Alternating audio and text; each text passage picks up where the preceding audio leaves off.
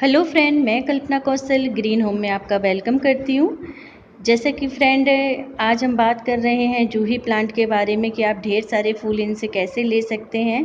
तो मैं आपको बता दूं, अगर आपके प्लांट में एक बार फ्लावरिंग हो चुकी है तो आपको करना क्या है, दोबारा फ्लावरिंग लेने के लिए आपको इनकी पिंचिंग करनी होगी। ऊपर से जो भी हमारी कलियाँ खिल चुकी हैं उनकी 2 से 3 इंच की आप पिंचिंग कर दीजिए। और पिंचिंग करने के बाद थोड़ा सा काम आपको और करना होगा दोबारा से फूल लेने के लिए।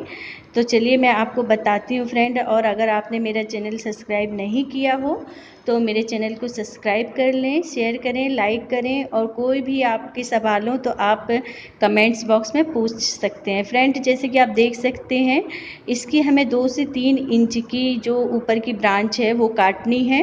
और ये इतनी सॉफ्ट होती हैं, आप हल्का सा पुश करेंगे तो ये टूट जाती हैं। तो हमने इसकी ब्रांच काट ली है फ्रेंड। अब हमें क्या करना है कि अपने पौधे की 2 से 3 इंच की गुड़ाई करनी होगी। ये देखिए, ये सदाबहार के पौधे हैं जिनको विनका बोलते हैं। ये इनके बीच कहीं पर भी गिरते हैं तो ये ढेर सारे इनकी पौध निकल आती है। और ये देखिए, दूसरा पौधा है ये विष्णुप्रिय, जिसे हम अपराजिता कहते हैं।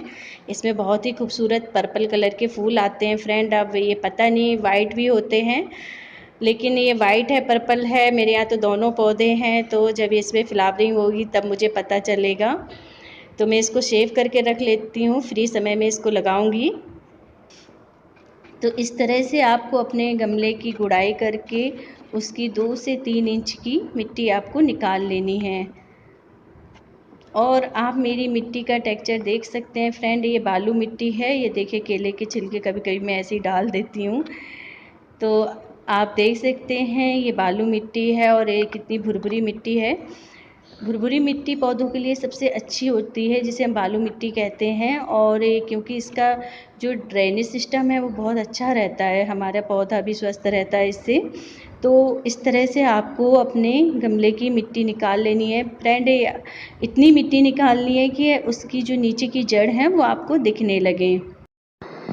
ये देखिए फ्रेंड, मैंने 2 से 3 इंच की मिट्टी अपने गमले से निकाल ली है और देख सकते हैं आप, ये देखिए पौधे की जड़ें दिखने लगी हैं। अब हमें करना क्या है कि जो मिट्टी हमने निकाली है उसी मिट्टी में मुझे कुछ खाद डालनी होगी। और मैं खाद सारी ऑर्गेनिक ही डालूंगी, कोई रासायनिक खाद का प्रयोग नहीं कर रही हूँ। ये है लकड़ी की राख फ्रेंड। और इसका फ़ायदा ये है फ्रेंड कि ये हमारे पौधे को मजबूत बनाता है और ग्रोथ भी बहुत तेज़ी से करता है। अब मैं इसमें डालूंगी नीम खली, ताकि हमारे पौधे में किसी प्रकार का फंगस न लगे।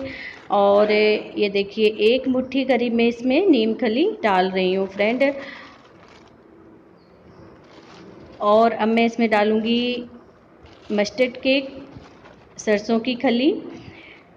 और ये देखिए, मैं इसमें 1 मुट्ठी करीब डालूंगी। ये मस्टर्ड केक हमारे जो पौधे से फूल और फल बनाने में बहुत मदद करते हैं। तो ये हमारे पौधे के लिए बहुत अच्छी ऑर्गेनिक खाद भी है। तो आप अगर कोई भी सब्जी फल लगाते हैं तो इसका प्रयोग ज़रूर करें। ये हमारा मिक्सचर तैयार हो चुका है और अब हम इसको अपने गमले में डालेंगे। मिट्टी डालने के बाद अब हमें मिट्टी को अच्छी तरह से नीचे की तरफ दबा देना है। और इस तरह से, जैसे कि आप देख सकते हैं फ्रेंड।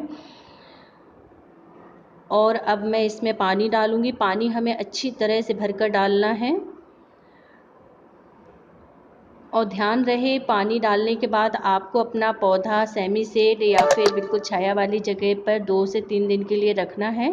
फिर आप इसको धूप में निकालिए। और ध्यान रहे कि पानी जब आपका बिल्कुल डालने का समय आए तो मिट्टी बहुत ड्राई होनी चाहिए, तब आप इसमें पानी दें।